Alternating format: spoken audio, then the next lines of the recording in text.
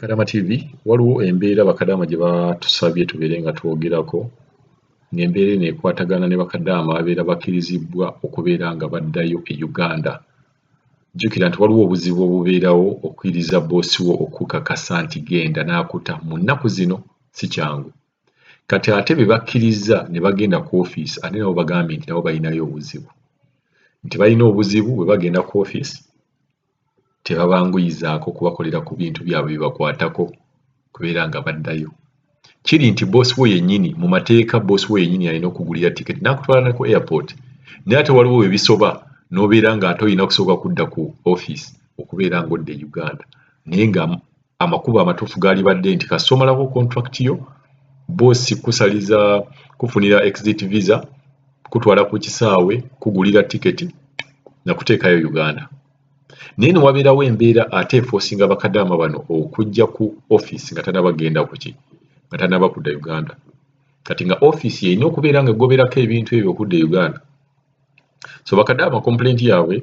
egamba nti bwe bagenda ku ofiisi ate ne ofiisi nayo tebayamba nga bwe yali badde bayamba ebabeezaawo ku ofiisi. Tebaali baddeko na buzibu naye baali bazeewo ebbanga myezi 2-3 naye nga ofiisi ebawa emmere ebawa ebyokunywa nga tebasalako ssente. Bakadaama bagamba ebbanga lye bamala ku ofiisi ebasasuza emmere ebasasuza ebyokulya ebasasuza n'ebintu bye bakola oba bye bakozesa. Kati kitegeeza nti obusente buno bwe babeera baakola edda okuva eno mu baboosi baabwe ate butuuka ekiseera bwonna ofiisi n'ebeera ng'ebubamazeeko. Kati waliwo bakadaama wano abagamba bakadaama agenda tunnyonnyola nti abaaliwo oba bye yaleka ku ofiisi nga babeera mu ofiisi mu Gwokutaano katuli mu Gwamusanvu bali emyezi egyo Ogwokutaano paka Gwamusanvu gy'emyezi ng'ebiri ate nga tebannagenda era tebamanyidde bwe bagenda. Naye buli lunaku babeera nga balina okubeera nga babasasuza ekintu, emmere gye balya, ebyokunywa n'ebintu bye bakozesa mu bulamu bwabwe. Kadaama agamba omusaala gwonna gwe yakola gugenda kubeera nga guggwera ku ofiisi. Katuwulire Kadaama ono eyali agenze ku ofiisi eyo n'asanga bakadaama abo ne kaakati bakyaliyo n'embeera gye bayitamu. Hey, how are you? And I just want to change kuba kireka nga nkitagwa okwogeraako. Aliwo abaana bali ku kampuni baali bayingira mu Saudi. Tuli mu 2021 bayingira Saudi mu 2019 mwezi gw'omukaaga. Kiwulira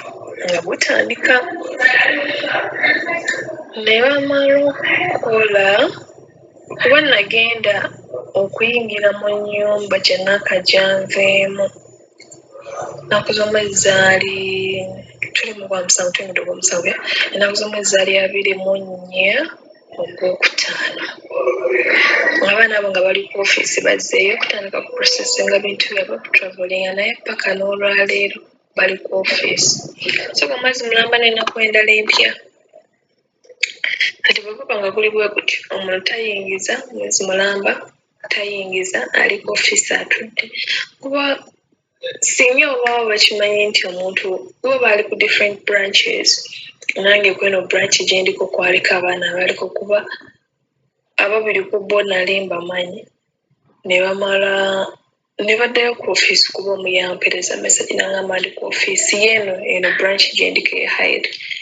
Kati omulala yali ku ofiisi ye Riyadh is the main branch bonna gye bateekeddwa okubeera.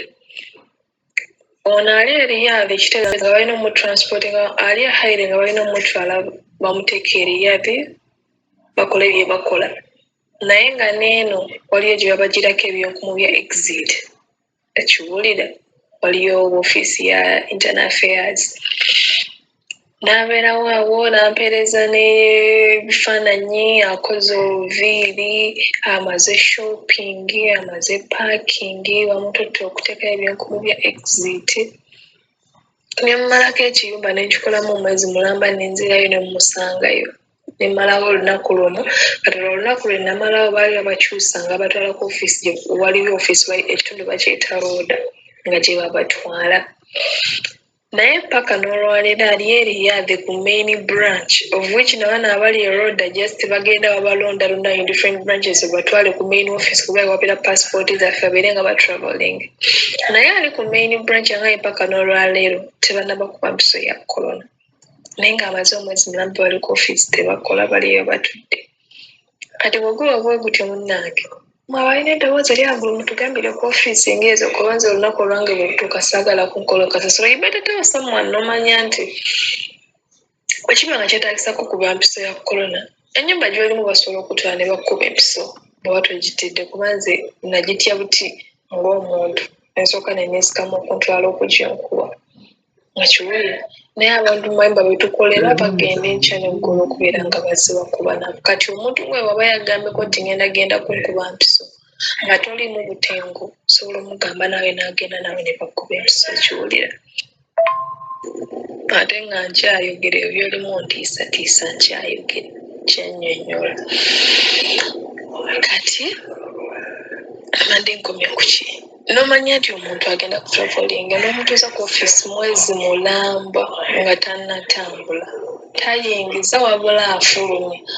ekiwulira kuba obeera awo ku ofiisi tesaba okalakata omuceere n'enkuku omwezi omulamba ng'oli ku ofiisi awo bunywera bunywezi mazzi ate nno ffe ekyaffe kyasooka ekyemisana bakuwa akafi k'enkoko kati ekyeggulu bafumba enkoko ekyemisana ne basusa amagi ne bagafumbiramu mu nkoko nga gaboyiro nga ddamba just balisusiza bususa kati ekyeggulu babasavinga amagi ago mu kifo ky'enkoko kati ekifo ky'enkoko ne kiripulasingi mu ggi ekyeggulu kati gewalamu embeera eyo ng'otunywerako mazzi ng'erinaku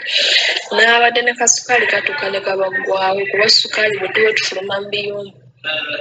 omanya embeera eri ku ofiisi tomanya nnaku zogenda kumalayo kiwulira n'okwata ekikopo kya sukaali n'okisena wakiwa mu kaveera owabaawo kugatinga obwo n'otwalako omongo oyo n'otwalako kati abaliyo bajja nga talina n'akomeza ku ebyo